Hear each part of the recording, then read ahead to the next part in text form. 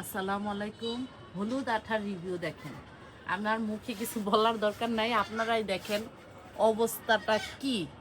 এতগুলা মাছি পোকা যদি আমি সব দেখাতেও পারতেছি না, যদি এতগুলা মাছি পোকা যদি আটকা পড়ে, এরা যদি আমার মানে লাউ যা যা সবজি আছে, আমার চাল কুমড়া এগুলাকে যদি খোঁচা দিত, একটা করেও যদি বসাতো খোঁচা, তাহলে কি অবস্থা হতো দেখেন।